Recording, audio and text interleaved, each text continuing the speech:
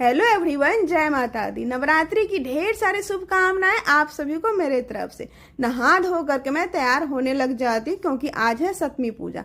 और सप्तमी पूजा के दिन हमारे यहाँ पर खोइच भरा जाता है, या फिर किसी दिन भर सकते हैं। सप्तमी, अष्टमी, नवमी या दसवीं, 4 दिन में से किसी एक दिन हम भर सकते हैं। जितने भी सुहागिनें सब भरते हैं और सच में बहुत ही ज्यादा शुभ माना जाता है।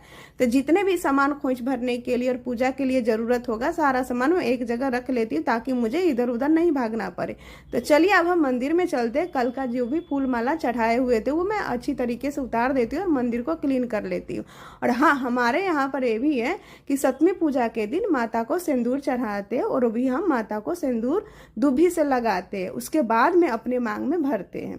तो चलिए, पूजा जो है हमारा स्टार्ट हो गया है। और सच में बताऊं ना, बहुत ही ज़्यादा खुशी मिलती है जब नवरात्रे आते हैं। तो यहाँ पर 2 माला को हम 1 माला बना रहे थे क्योंकि माता के लिए छोटा पड़ रहा था। तो चलिए, हम खोइच भर रहे थे। तो माता के 9 रूप है, तो 9 पान के पत्ते लेंगे। पहले हम घी लगा देंगे, उसके बाद हम सिंदूर लगाएंगे।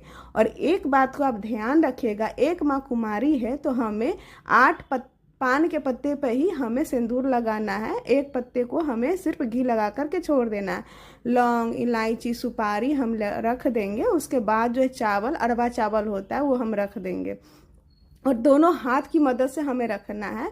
सगुन के रूप में हम एक एक रुपये डाल देंगे। मीठा में मैं यहाँ पर ले रही हूँ लड्डू, आप चाहे तो बतासा भी ले सकते हैं। और लाल फूल माता को बहुत ही ज़्यादा प्रिय है तो मैं यहाँ पर लाल फूल चढ़ाती हूँ। उसके बाद जितने भी फल फ्रूट आपको मन करे वो चढ़ा सकते हैं। और श्रृंगार के सामान अब माता को मैं अर्पित कर रही हूँ। उसके बाद हमें आरती करना है और 5 बार हमें जल को उछरंग देना है। उसके बाद हमें क्षमा मांग लेना है माता रानी से।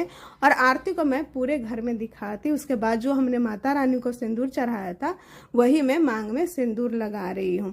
उसके बाद हम पूजा करने के लिए बैठ जाते हैं और चलिए हम माता रानी को आरती करते हैं। और अब मंदिर में जगह कम होने के कारण हमने पूजा कर लिया है। पूजा करने के बाद जो भी सामान है वो मैं पानी से यानी जल से उछरंग करके सबको हटा देती हूँ। और प्रसाद वगैरह सभी हटा देते हैं। आप चाहे तो प्रसाद बाहर भी बांट सकते हैं, श्रृंगार का सामान बाहर भी बांट सकते हैं, या घर में भी यूज कर सकते हैं अपने खुद को। और जितने भी पान के पत्ते सबको मैं एक पोटली बना करके रख देती हूँ माता के सामने। वैसे स्पेस रहता तो मैं ऐसे छोड़ देती, लेकिन स्पेस कम होने के कारण सबको अच्छी तरीके से समेट करके मैं रख देती हूँ माता के सामने। और आपके यहाँ पर खोइच भरा जाता है कि नहीं भरा जाता है, प्लीज आप मुझे बताइएगा। हमारे यहाँ पर 2 नवरात्रे आते हैं, जैसे सबके नवरात्रे आते हैं यानी 2, तो दोनों नवरात्रे में खोइच भरा जाता है। उसके बाद हम माता रानी से क्षमा मांग लेते हैं। उसके बाद मैं महावर वगैरह लगाऊंगी। जय माता दी।